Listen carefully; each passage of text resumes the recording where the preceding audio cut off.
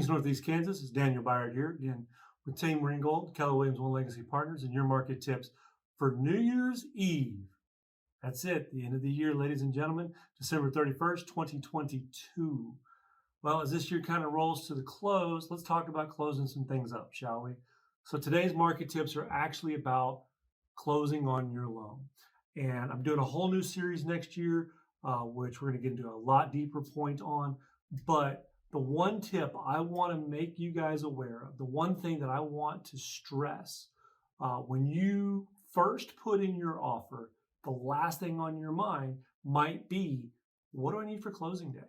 Well, here we go. Let's talk about it real quick. And then, like I said, I'm going to make a whole new video series, next week, next year, tomorrow might be, that I'm going to be working on this new video series about So You Want to Buy a House. But today, our tip is closing. So the day of closing, things are going to happen. The first thing you're going to do is you're going to show up to the title office, or you're going to show up to the lawyer's office, or you're going to show up to your real estate agent's office, and you're going to sit down with your lender, your title officer, your real estate agent, whoever it might be in your area. Here, generally it is with the title officer, your lender, and your real estate agent. First thing they're going to do is they're going to ask you for your driver's license. And they're going to say, hey, I need to verify you are who you say you are.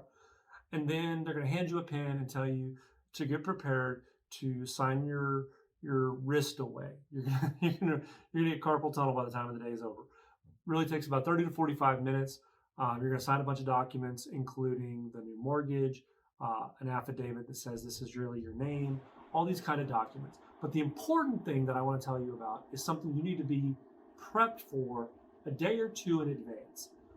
So 3 days prior to your closing, your lender's going to send out what's called a 3-day disclosure, or a closing disclosure, or an ALTA statement. Something it's going to be one of those things that you're going to see that's going to tell you, hey, this is the amount of money that you need to bring to closing, whether it's $0 or $100,000 or $1 million, whatever it is.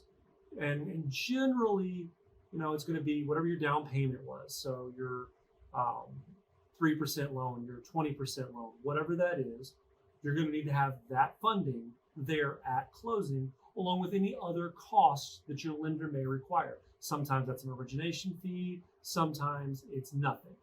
Sometimes it may be you're paying for inspections that you didn't pay for out of your earnest money. Maybe you're paying for repairs. Maybe you're paying for something else that came up during the loan that was renegotiated during the contract period, that last 30 days or that last 10 days or the last 90 days while you were under contract.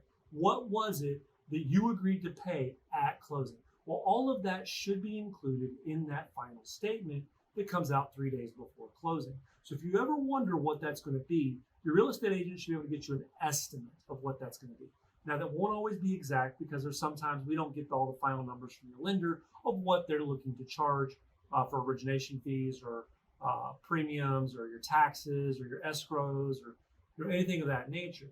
Sometimes we don't know what your homeowner's insurance is. We didn't get that quote back in time. Your lender got it, but we as the agent didn't get it. So be aware that those are the things. We get an estimate. This is estimated what we think you're going to be bringing at closing. But if you want to know for sure what it is that's going to close it out, what's going to take to close both 2022 and your loan, well, that's pretty simple. On that statement, there's going to be a cash to close line. And that amount is what you need to have a cashier's check, money order, bank bond, what have you, for that amount at closing. So you're going to walk in, you're going to have your driver's license ready, you're going to have that funding ready, and you're going to take that pen and you're going to start signing documents. And those documents, when they're done, they're going to ask you for that funding. Now, sometimes I've seen people do a wire transfer where they're wiring funds from another closing. So they closed on selling their house and now they're buying this house, and they have to wire funds from one title office to the other. That happens. It's okay. Fairly normal. Most people do bring in either a cashier's check, money order, or something else where they have that funds in their hand and they're going, here, I'm closing my loan today. So that said, that's really all there is to it. But if you want to know what the amount is, it's going to be on that 3-day disclosure. So if you ask me as your agent, 2 weeks in advance, hey, what's my cash to close? I'm going to give you an estimated sheet. And it's going to say that it's an estimate. It's going to say across the top, estimated closing cost sheet. But I don't want you to think, oh, Daniel gave me this piece of paper, and when I get to closing, it's not the same. Well, it's not the same because I don't know. I don't know what the final numbers are going to be. That's up to your lender. I'm going to give you an estimate as close as I possibly can based on all the numbers I can gather, but it's not going to be exact. You want the exact number? You want to write a check and have it correct? Wait for that 3-day disclosure.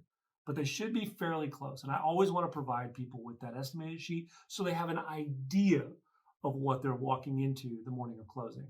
I don't want you to come in and think, oh, I'm going to sign a piece of paper and get some keys. And then you get told, hey, I need $20,000 from you. You're like, wait, nobody told me I need to bring 20 grand to the table today. Well, that's why we talk about it in advance. So I'm going to tell you in advance, a week, 2 weeks in advance, as best I can guess, what it's going to be. Hey, this is our estimated closing cost. And are you good with these numbers? Do we need to go back to the bank and talk about this? Where are we at? Now, by that point, there's not a lot of negotiation you can do for that cash to close, but you do need to make aware that you're going to need that money. And if you go, oh no, I don't have that. That's not what we talked about. That's not what we agreed upon. And we go, well, let's find out what happened. Because sometimes we can go, yeah, I'll do that. Yeah, I'll do that. Yeah, I'll do that. And then those little yeah, I'll do that's add up, and it increased your cash to close significantly. Yeah, I'll pay for that repair. Don't worry about it. Yeah, no, don't make the seller do that cleaning. I'll pay the $900 to have that entire house cleaned for my possession. I want it cleaned the way I want it, so I'm going to pay for it. And then the next thing you know, you've added $2,000 or $3,000 or $4,000 to your cash to close that you didn't think about when you were putting it all together. So just be aware, take it into consideration. And hey guys, as it is New Year's Eve, I'm going to go home. I'm going to go spend some time with my family. You should be out there spending some time with yours, family, friends, and loved ones. I look forward to seeing each and every one of you guys in the new year. And hey, if you like the content, like and subscribe. All right, guys, y'all have a great year. Bye-bye. Hey guys, Daniel Byard here. Just a quick note, I want to catch up with you guys. If you like this content, please feel free to follow us on all of our platforms, Facebook, YouTube, TikTok. Anywhere you can find me, you can find more information about what you're looking for in the housing market. All right, guys, as always, y'all have a great day.